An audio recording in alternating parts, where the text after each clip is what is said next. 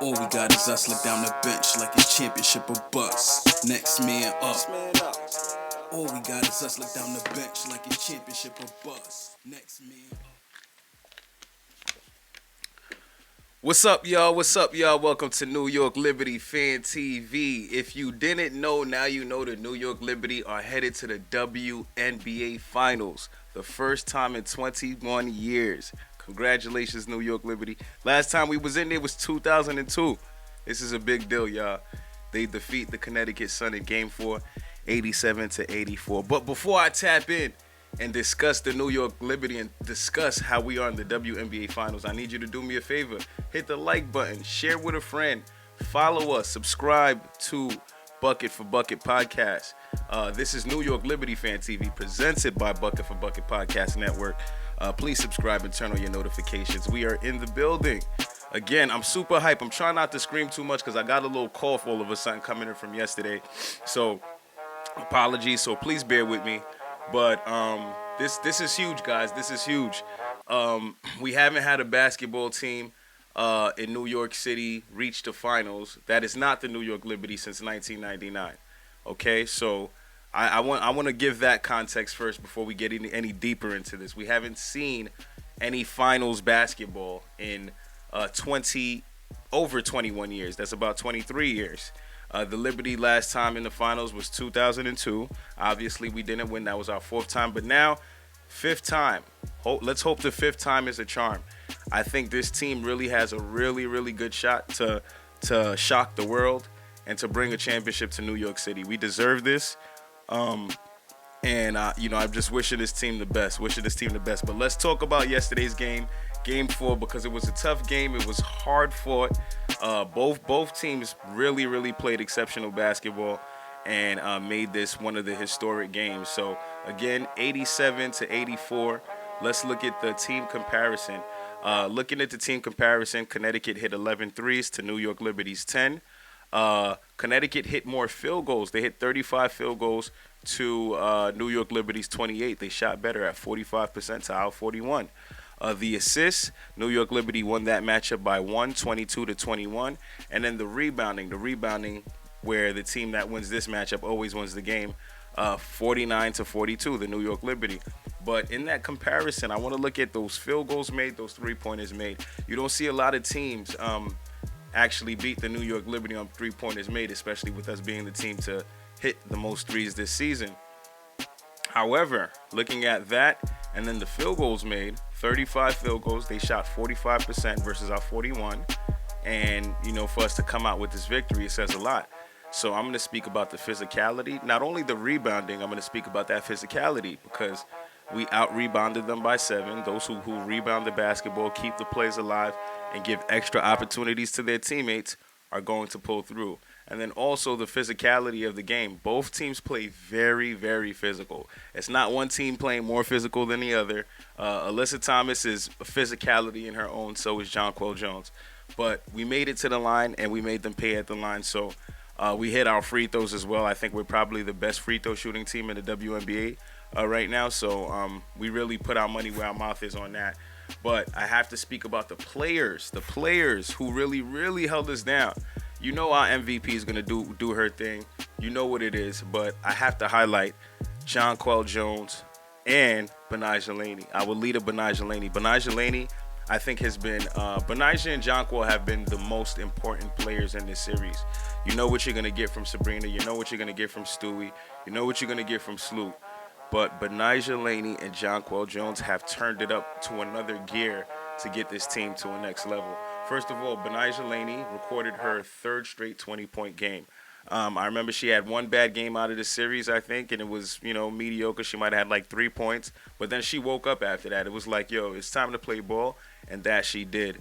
And again, you just see her willingness, her toughness, the strength, the ambidexterity. Like I said, game 3 was it where she scored her first 4 baskets all with her left. She just has that energy that we need. And then yesterday, not only offensively, she scored 21 points. She snatched 7 rebounds. She was a part of the reason why we won with that rebounding. And then she dished 5 assists. The reason why that's so important is because the New York Liberty have been getting their assist cut. I think this is the second game where they've gotten 20 assists against this team, this playoffs. So Connecticut has been doing an amazing job playing defense on the New York Liberty and cutting off, that assist ratio and the number of buckets that have been assisted on, which in turn makes us have to create our own shots. And it's good that we have players like Benai Laney, Stewie, who could put the ball on the floor and create their own shots. They don't need an assist for them to do that, but because of Benai Laney's, how she's been playing this series, I think it opened up the floor a little bit. I think the defense was kind of closing out a little bit stronger, which in turn led her to, jab, step, fake, get closer to the basket, get an easier bucket, or jab, step, fake, get closer to the basket and kick it out to someone else and get an assist. So shout out to Benija. She moved the ball, 5 assists, 7 rebounds, and 5 assists to go with 21 points. So shout out to Queen Bee for doing it on both sides of the ball. One of the best two-way players that this game has seen. So shout her out. And then we got to speak about our Bohemian Beast, our MVP of this game, the player of the game, Jonquel Jones. She had 25 points, 15 rebounds, 2 assists, and 4 blocks. This is the JJ that we need. This is the JJ I've been talking about since the start of the season. The JJ I've been talking about since the commissioner cut. The JJ I've been talking about all year, telling y'all we need double JJ. If you want to give us 25 and 15 JJ, then it's set. We champs. We champs. Because 25 and 15 with the production from the others that we're getting, there's no stopping this team.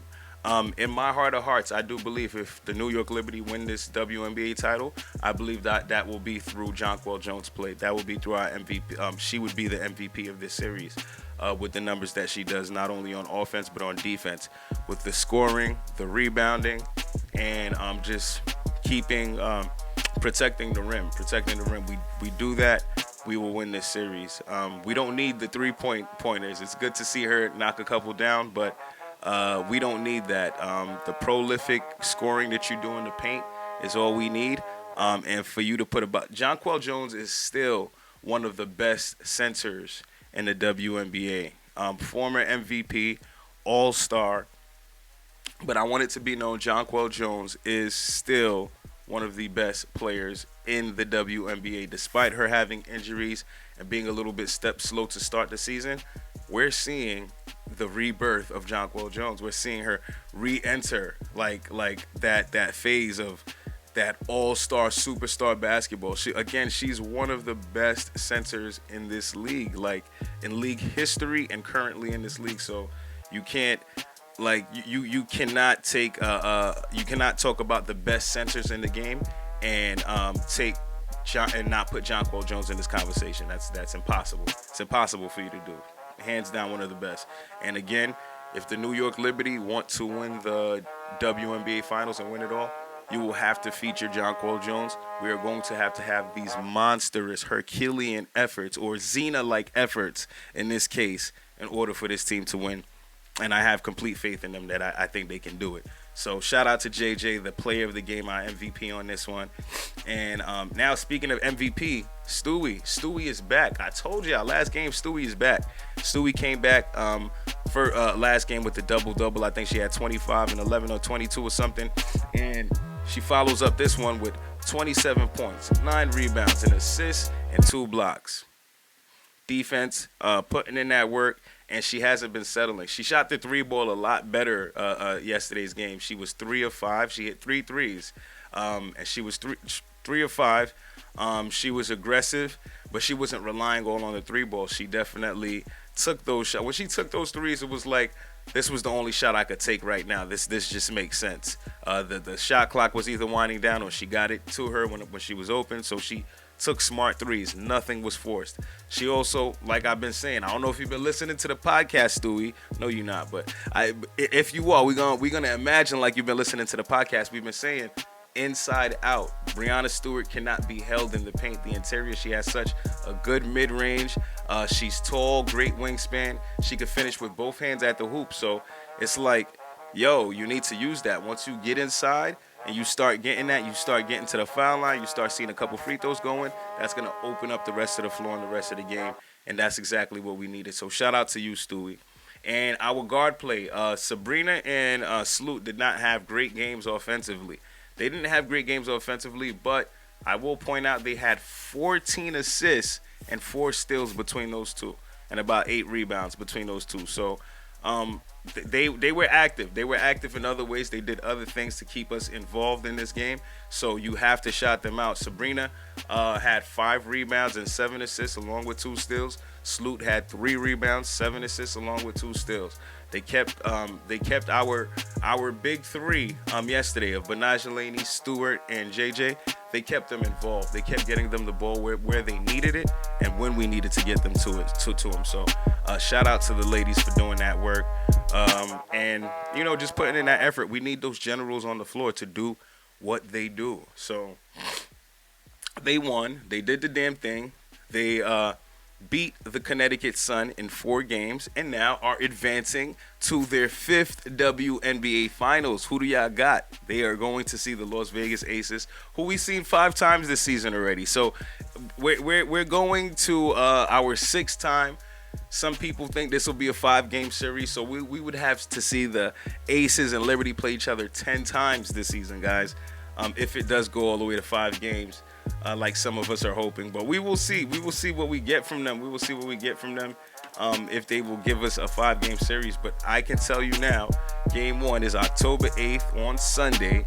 I'm looking around, guys. I'm trying to be out there. I'm trying to make sure I am in Vegas for the first WNBA game. My first WNBA Finals game, to be honest with you. I've never been to a WNBA Finals, so I'm looking forward to this. So I'm trying to figure out if I'm going to do that at home on Game 3 or if I'm going to make the effort to fly out to Vegas. And y'all know me. I was there for the Commissioner's Cup. I'm trying to make the effort to fly out there to be there for Game 1 of the Finals to represent our ladies. To be out there to represent New York Liberty fans and let y'all know what is up. But we going to see. I definitely will be headed to somewhere. I got to catch one of these games. Game 3, which is our first home game of the WNBA Finals, is on my daughter's birthday, my daughter's 2nd birthday. So, I probably won't be making that one, or I'll be halfway in and halfway out. We'll see what the vibe is, but I would love to be a fly on the wall in the Barclays Center for the first WNBA home game. So we'll see how that goes. But again, it's my daughter's